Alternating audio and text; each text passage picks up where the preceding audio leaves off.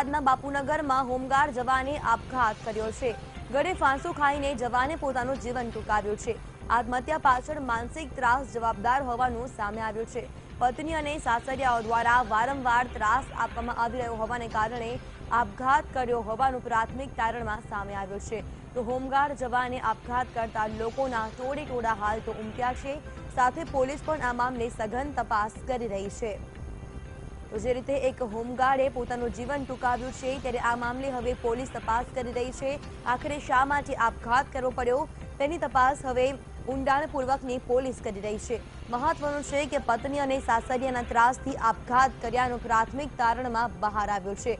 વારંવાર આ પ્રકારના બનાવ બનતા હોય છે, તેને લઈને હવે પોલીસ પણ સજાગ થઈ ચૂકી છે। લોકોના ટોળે ટોળા પણ એકત્રિત થઈ ગયા હતા। આ જ મામલે સંવાદદાતા મયુર મેવાડા જોડાઈ ગયા છે। મયુર, જે રીતે ફરી એકવાર એક હોમગાર્ડે આપઘાત કર્યો છે, તેની પાછળનું કારણ શું છે?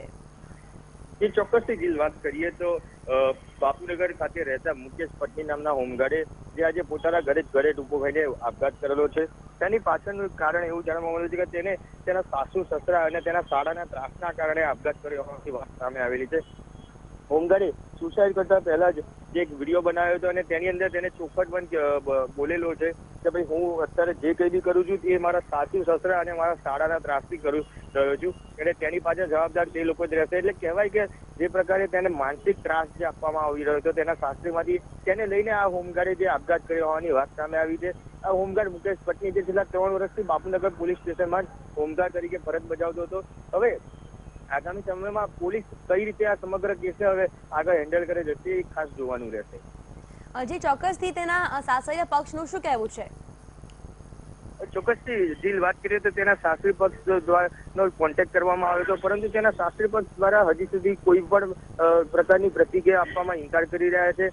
તેના પત્ની જે અત્યારે હાલ બાપુનગર પોલીસ સ્ટેશન ખાતે છે, વીટીવીની ટીમે તેની સાથે વાત કરવાનો પ્રયત્ન બી કર્યો, પરંતુ તેના પત્ની આ સમગ્ર મામલે કંઈ બી બોલવા માટે તૈયાર ન હતા અને કહેવાય કે સ્પષ્ટ ચોખવટ પણ ના જ પાડી દીધી કે મારે આ મુદ્દે કોઈ જ વાત નથી કરી। એટલે કે એવું કહી શકે કે ક્યાંક ને ક્યાંક જે પ્રકારે મુકેશ પટનીનો જે વિડીયો બહાર આવ્યો હતો અને તેને જે પ્રકારે આક્ષેપ જે તેના સાસુ સસરા અને તેના શાળા ઉપર કર્યો છે અને તેમના પત્ની બી આ સમગ્ર બાબતે જયારે મૌન સેવી રહ્યા છે, ત્યારે ક્યાંક એવું દેખાઈ રહ્યું છે કે દાળમાં કંઈક કાળું હોય। એટલે કહેવાય કે હવે પોલીસે હાલમાં પોતાની જે તપાસ છે, જે ઇન્વેસ્ટિગેશન છે, તે હાલ તેના સાસુ સસરા અને તેના શાળાને પકડવા માટે અને એ બાબતમાં વધુ ઊંડાણપૂર્વક તપાસ બી શરૂ કરવામાં આવી છે। બિલકુલ મયુર, આભાર તમામ જાણકારી બદલ।